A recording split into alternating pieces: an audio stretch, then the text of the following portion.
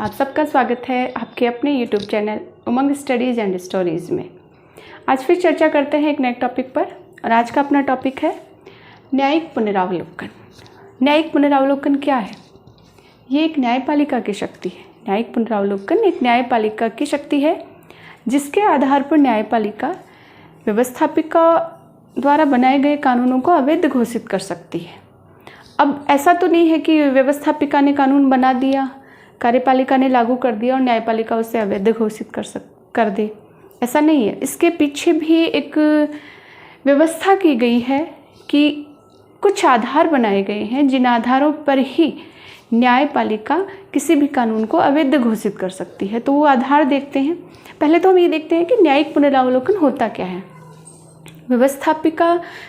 व्यवस्थापिका द्वारा बनाए गए कानूनों और कार्यपालिका द्वारा लागू किए गए कानूनों को न्यायपालिका अवैध घोषित कर सकती है।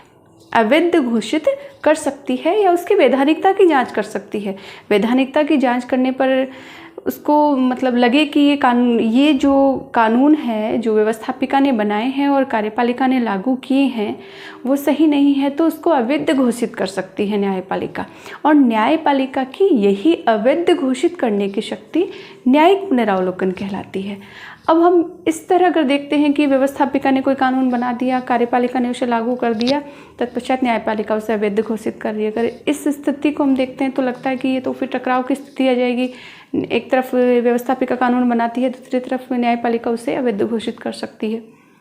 लेकिन ऐसा नहीं है। न्यायपालिका भी अपनी शक्ति का प्रयोग कुछ आधारों पे करती है।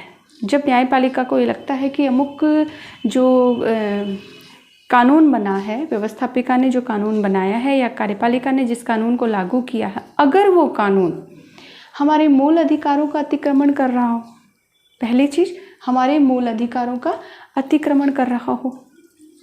दूसरा, हम ये मान के चलते हैं कि संविधान की रक्षा के विपरीत हो, इसमें संविधान की रक्षा नहीं हो रही है, संविधान के विपरीत हो या संविधान का अतिक्रमण कर रहा हो।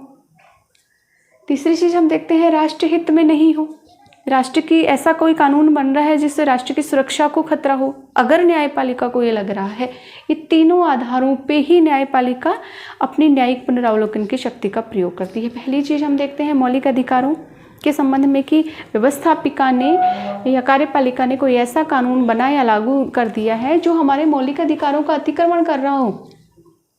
दूसरा, संविधान के विपरीत हो, संविधान की व्यवस्था के बिल्कुल विपरीत हो, संविधान में उसकी कहीं चर्चा नहीं हो, संविधान का अतिक्रमण करने वाला ऐसा कोई कानून हो, या फिर राष्ट्र हितों की रक्षा नहीं कर रहा हो जिससे राष्ट्र की सुरक्षा को खतरा पैदा हो रहा हो। ऐसा अगर कोई कानून व्यवस्थापिका बनाती है, कार्यपालिका उसे लागू करती है, तो न्यायपालिका उसे अवैध घोषित कर सकती है।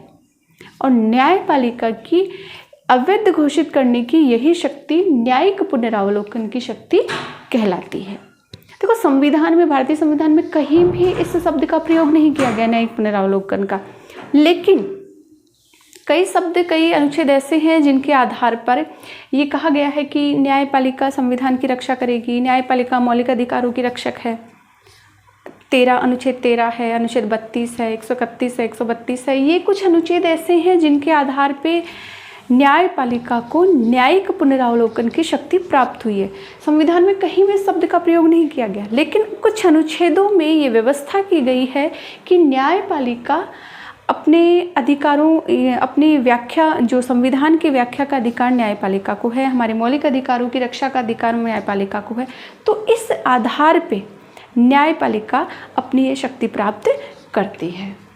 एक चीज़ देखते हैं कि शुरुआत कहाँ से होती है। तो शुरुआत का ये जो है 1803 में होती है न्यायिक पुनरावलोकन का प्रतिपादन अमेरिका में, और मारबरी